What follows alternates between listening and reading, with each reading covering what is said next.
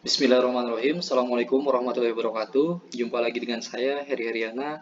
Pada kesempatan kali ini kita akan belajar bagaimana mengambil keputusan dengan efisiensi biaya.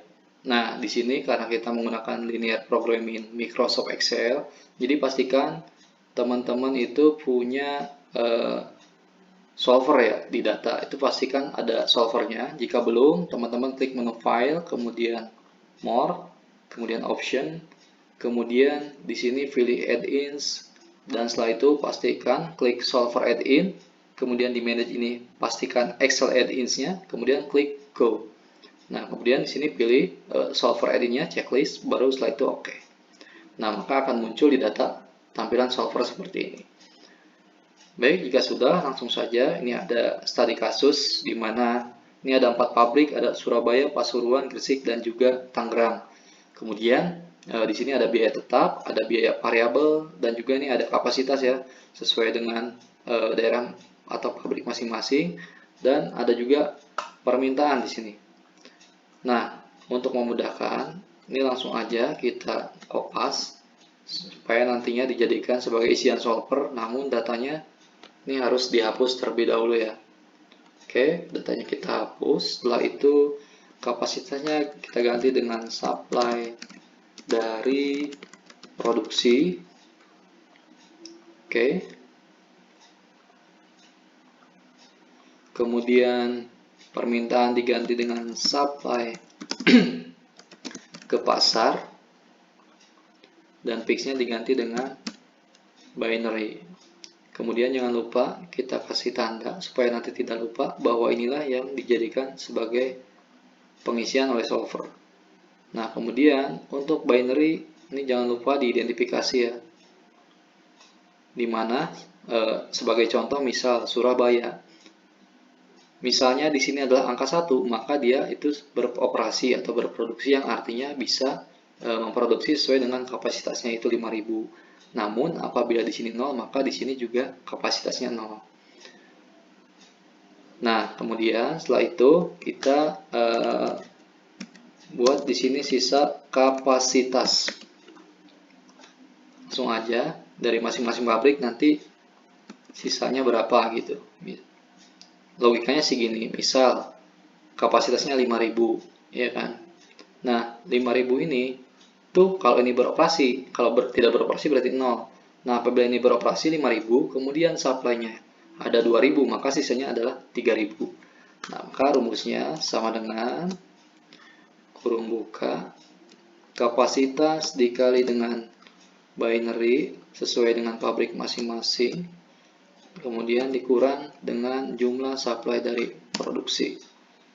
Jika sudah oke, kita tarik ke bawah.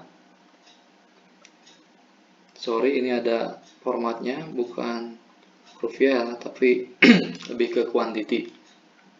Nah, setelah ini, supply dari produksinya juga kita jumlahkan dari masing-masing supply-nya kemana aja sih. Nah, ini kita jumlahkan. Kemudian, tarik ke bawah. Nah, yang ini, supply ke pasar dari masing-masing pabrik ke tiap-tiap daerah berapa? Ini kita juga sama dengan kita jumlahkan juga di sini. Jika udah, ini kita tarik ya, sama. Nah, kemudian di sini kita tulis kita mau cari apa gitu. Total fixed cost-nya ya. Fixed cost-nya berapa? Maka untuk mempermudah langsung aja kita pilih sum product. Kemudian pilih sini biaya tetapnya ya, yang di atas. Kemudian tabel array nomor 2-nya yaitu yang nanti diisi oleh solver. Oke. Nah, kemudian total variable cost.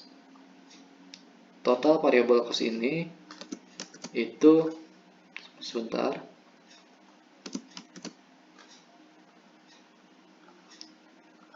Total variable cost ini dimana sama ya rumusnya ini.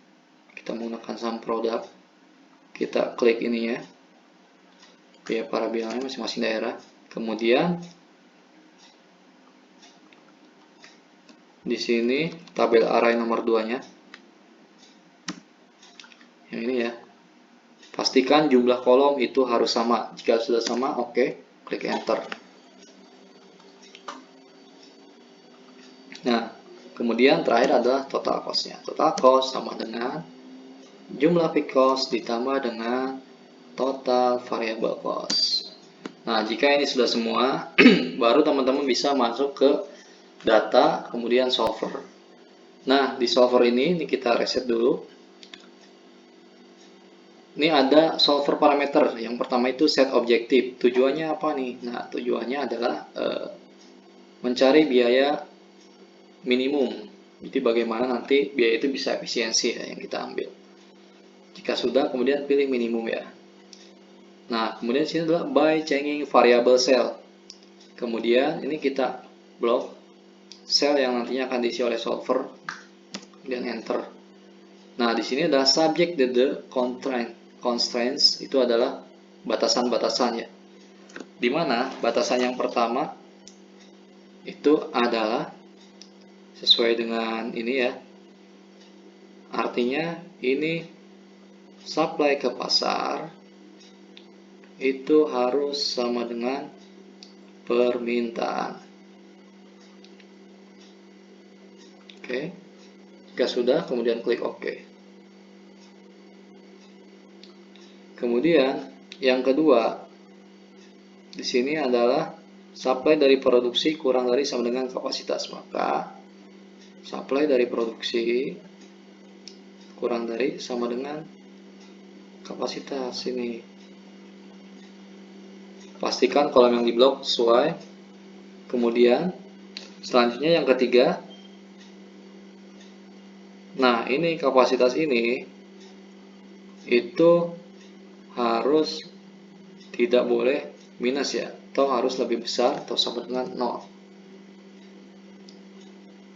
Kemudian batasan yang selanjutnya di mana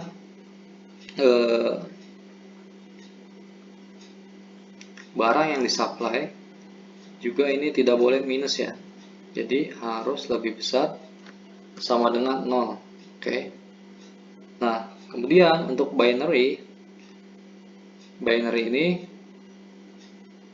kita blok, kemudian kita pilih binary ya, karena untuk menghindari supaya bulat ya, supaya pembulatan itu kita blok, klik bin untuk pembulatan. Kemudian terakhir adalah, nah ini kemudian untuk permintaan pasar atau supply dari produksi, di mana untuk menghindari error, maka itu kita klik integer. Kemudian jika sudah, klik OK. Maka di sini adalah 6 batasannya. Kemudian jika 6 batasan ini sudah dimasukkan, maka klik OK di sini. Nah, kemudian ini klik OK juga. Muncullah di sini total cost minimumnya adalah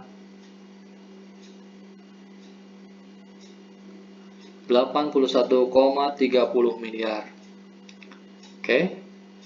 Nah, di mana di sini ada pabrik Pasuruan yang di off-kan ya, teman-teman. Artinya, dari keempat pabrik ini ada satu pabrik, yaitu pabrik di Pasuruan, itu tidak berproduksi. Kemudian ada 3 pabrik yang produksi. Pertama di Surabaya, itu dari kapasitas 5.000 dia hanya memproduksi atau mensuplai 2.000, yaitu ke daerah Jawa Timur. Kemudian untuk pabrik di Gresik dia mensuplai ke Jawa Tengah 1.800, kemudian ke Jakarta 2.200, sehingga maksimum kapasitas yaitu 4.000 ya, sama dengan yang disuplai. Begitupun juga dengan yang Tangerang. Nah, maka kesimpulannya adalah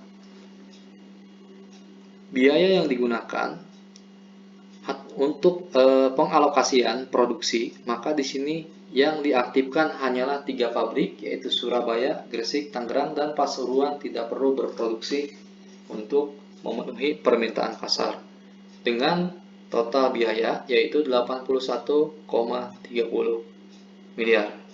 Sekian penjelasan dari saya. Assalamualaikum warahmatullahi wabarakatuh.